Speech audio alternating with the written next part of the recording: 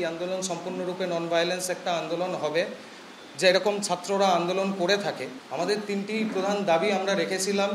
প্রথম, নির্যাতিতা দিদি ভাইয়ের সুবিচার এবং যারা এই নির্যাতনের সাথে প্রত্যক্ষ এবং পরোক্ষভাবে জড়িত তাদের আইনের কাঠগড়ায় এনে দৃষ্টান্তমূলক শাস্তি, এবং প্রধান এবং অন্যতম সেটা হচ্ছে আমাদের রাজ্যের মুখ্যমন্ত্রী তার স্বাস্থ্য দপ্তর এবং পুলিশ দপ্তর একদম ফেলিওর হওয়ার জন্য তার পদত্যাগপত্র।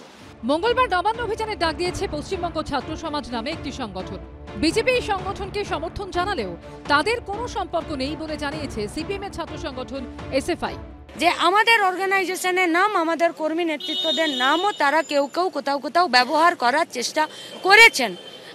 এই কর্মসূচির সাথে আমাদের এসএফআই ডিওয়াইএফআই অ্যাডভার আমাদের কিচ্ছু জানা নেই, এবং এই কর্মসূচির সাথে কোনো বামপন্থী সংগঠনের কারো কোনো যোগাযোগ আছে বা থাকতে পারে বলে আমরা মনে করছি না।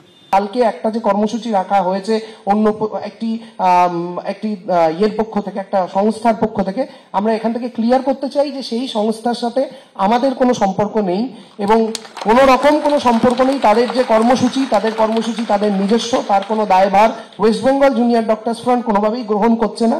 এদিকে তৃণমূলের অভিযোগ, মঙ্গলবারের নবান্ন অভিযানের কর্মসূচিতে গুলি চালানো, এমনকি খুনেরও ষড়যন্ত্র রয়েছে। তৃণমূলের তরফে দুটি ভিডিও প্রকাশ করা হয়েছে। এই যে 27 তারিখ যে আন্দোলনটা, এটা আদৌ কি শান্তির আন্দোলন হবে?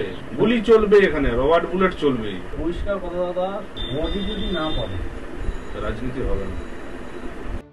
এদিকে তৃণমূলের প্রকাশ করা এই ভিডিও সূত্র ধরে দুই বিজেপি নেতাকে আটক করেছে পুলিশ।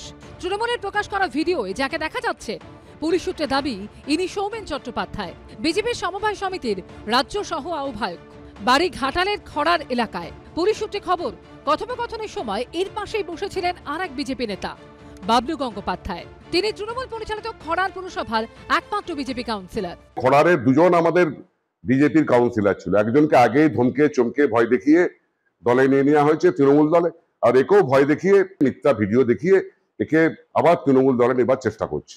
লোকসভা নির্বাচনের আগেই দেব বলেছিল যে কেশপুরে বিজেপি লাশ ফেলে দিয়ে আমাদের নাম দিবে, কিন্তু দেবকে তো জিজ্ঞাসাবাদও করা হয়নি, অ্যারেস্টও করা হয়নি। পশ্চিমবঙ্গ ছাত্র সমাজের ডাকে মঙ্গলবারের নবান্ন অভিযানকে বেআইনি, অবৈধ বলে ঘোষণা করেছে পুলিশ। সন্দীপ সরকার, সৌমেন চক্রবর্তী ও রাজীব চৌধুরীর রিপোর্ট, এবিপি আনন্দ।